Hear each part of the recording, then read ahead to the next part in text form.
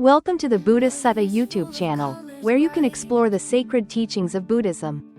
Join us as we introduce ethical suttas, profound teachings, and practices that can guide you towards enlightenment.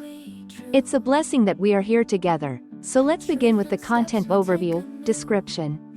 Yes, let's go to the video description.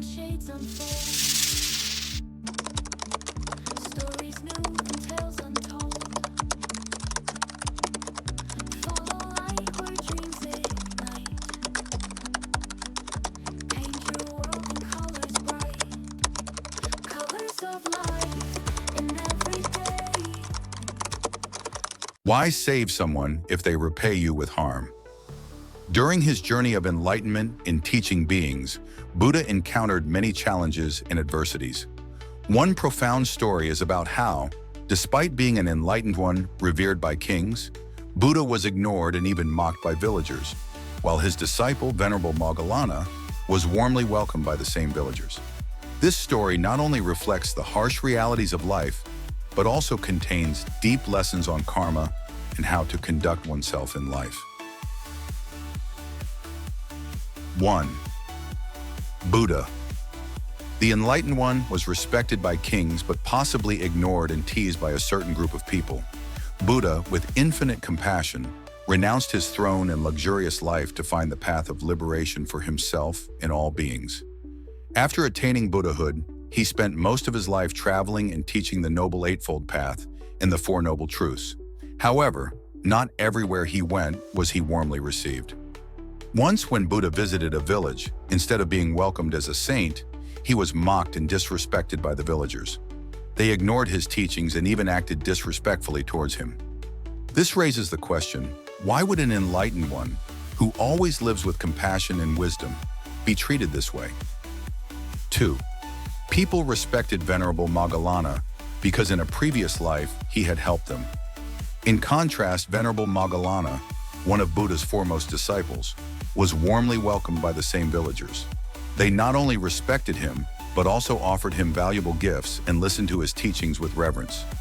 Why is there such a stark difference? The answer lies in karma from past lives. In a previous life, Venerable Moggallana had saved and protected these villagers from a great disaster. Because of this, they held deep gratitude towards him, and upon meeting him again in this life, they continued to show respect and reverence. This clearly illustrates the law of karma. Good deeds in the past bring about positive outcomes in the future.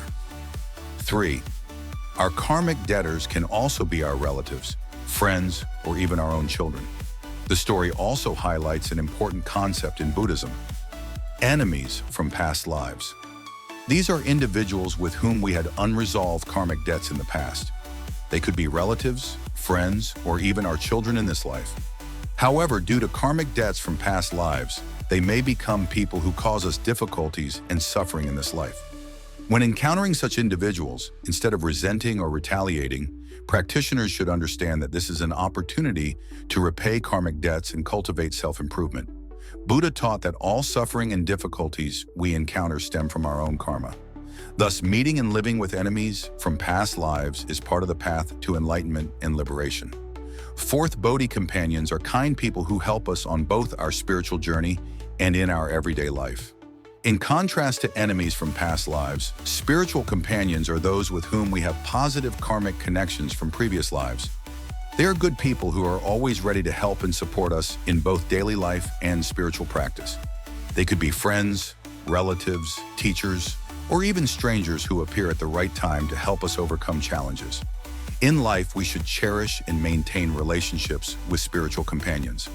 They not only help us in times of difficulty, but also motivate and encourage us on our path to enlightenment and liberation. 5. It's important to distinguish between good companions and karmic debtors so we can respond appropriately according to karma. Distinguishing between spiritual companions and enemies from past lives is crucial. When we understand who our spiritual companions are, we can appreciate and maintain good relationships with them. Conversely, when we recognize our enemies from past lives, we need to know how to treat them properly without letting resentment and revenge take over. Buddha taught that the best way to deal with enemies from past lives is with compassion and patience. We should not seek revenge or avoid them, but rather see it as an opportunity to repay karmic debts and free ourselves from the cycle of birth and conclusion. The story of Buddha and Venerable Moggallana is a profound lesson on karma and how we should conduct ourselves in life. Even Buddha, as an enlightened one, could not avoid challenges and opposition. However, he always maintained compassion and wisdom to face every difficulty. In our daily lives, we will also encounter spiritual companions and enemies from past lives. The key is to distinguish clearly and act appropriately. Spiritual companions should be cherished and maintained, while enemies from past lives should be treated with compassion and patience. Only by understanding and applying the law of karma can we live a peaceful, happy life and move closer to liberation.